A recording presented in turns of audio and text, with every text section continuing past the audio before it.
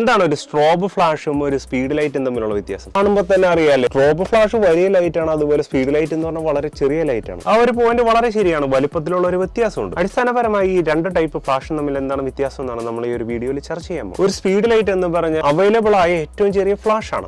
എല്ലാ സ്പീഡ് ലൈറ്റും തന്നെ ബാറ്ററി ഓപ്പറേറ്റഡ് ആയിരിക്കും. അതുപോലെ തന്നെ സ്പീഡ് ലൈറ്റുകളെല്ലാം ഓൺ ക്യാമറ ഫ്ലാഷ് ആയിട്ട് ഓഫ് ക്യാമറ ഫ്ലാഷ് ആയിട്ട് ഉപയോഗിക്കാൻ സാധിക്കും. എന്താണ് on camera flash of camera flash തമ്മിലുള്ള വ്യത്യാസം നിങ്ങൾക്ക് കൃത്യമായിട്ട് അറിയണമെന്നുണ്ടെങ്കിൽ നമ്മൾ അതേ ടോപ്പിക്കിൽ ഒരു റീല് ചെയ്തിട്ടുണ്ട്, ആ റീല് ചെക്ക് ചെയ്യാൻ മറക്കരുത്. അതേസമയത്ത് സ്ട്രോബ് ഫ്ലാഷ് എന്ന് പറഞ്ഞാൽ കുറച്ചും കൂടി പവർഫുൾ ആയ വലിയ ഫ്ലാഷുകളാണ്. ഇതൊരു കാരണവശാലും ഓൺ ക്യാമറ ഫ്ലാഷ് ആയിട്ട് ഉപയോഗിക്കാൻ പറ്റത്തില്ല, ഓഫ് ക്യാമറ ഫ്ലാഷ് ആയിട്ട് മാത്രമേ ഉപയോഗിക്കാൻ പറ്റത്തുള്ളൂ. മിക്കവാറും സ്ട്രോബ് ലൈറ്റുകൾ ബാറ്ററി പവേർഡ് അല്ല. അതുകൊണ്ട് തന്നെ അത്തരം ലൈറ്റുകളെ സ്റ്റുഡിയോ സ്ട്രോബ്സ് എന്നാണ് ജനറൽ ആയിട്ട് അറിയപ്പെട്ടിരുന്നത്. പക്ഷേ ടെക്നോളജിയുടെ വികസനത്തോടുകൂടെ ബാറ്ററി പവേർഡ് ആയിട്ടുള്ള സ്ട്രോബുകൾ ഇവിടെ അവൈലബിൾ ആണ്. അപ്പോൾ ഒരു സ്ട്രോബ് ഫ്ലാഷ് നമ്മൾ എപ്പോഴും ഉപയോഗിക്കണം കുറച്ചും കൂടെ പവർ വേണ്ട സ്ഥലത്താണ്. അതേസമയത്ത് ഒരു സ്പീഡ് ലൈറ്റ് ആണെന്നുണ്ടെങ്കിൽ നമുക്ക് വളരെ വേഴ്സറ്റൈൽ ആയി, പ്രത്യേകിച്ച് ഒരു ഇവന്റ് ഫോട്ടോഗ്രാഫി അത്തരത്തിൽ ഒരു റൺ ആൻഡ് ഗൺ സിറ്റുവേഷനിൽ ഉപയോഗിക്കുന്ന കുഞ്ഞൻ ഫ്ലാഷുകളാണ് ഈ സ്പീഡ് ലൈറ്റ്. പവറിലെയും വലിപ്പത്തിലെയും വ്യത്യാസം പോലെ തന്നെ ഈ രണ്ട് ഫ്ലാഷുകളും തമ്മിൽ വിലയിലും വലിയ വ്യത്യാസമുണ്ട്. സ്പീഡ് ലൈറ്റുകൾ കമ്പാരിറ്റീവ്ലി വളരെ ചീപ്പ് ആയിരിക്കും, സ്ട്രോബ് ലൈറ്റുകൾ വളരെ എക്സ്പെൻസീവ് ആയിരിക്കും. നിങ്ങളൊരു ഫോട്ടോഗ്രാഫർ ആണെന്നുണ്ടെങ്കിൽ നിങ്ങളുടെ ഫേവറേറ്റ് ആയിട്ടുള്ള ഫ്ലാഷ് ഏതാണ്? സ്പീഡ് ലൈറ്റ് ആണോ അല്ലെങ്കിൽ ഇത്തരം സ്ട്രോബുകളാണോ? നിങ്ങൾ കമന്റ് ചെയ്യാൻ മറക്കരുത്. ഇന്നത്തെ ഈ കുഞ്ഞ് ഇൻഫർമേഷൻ വാല്യുബിൾ ആയിട്ട് തോന്നുന്നുണ്ടെങ്കിൽ നിങ്ങൾ റീല് നിങ്ങളുടെ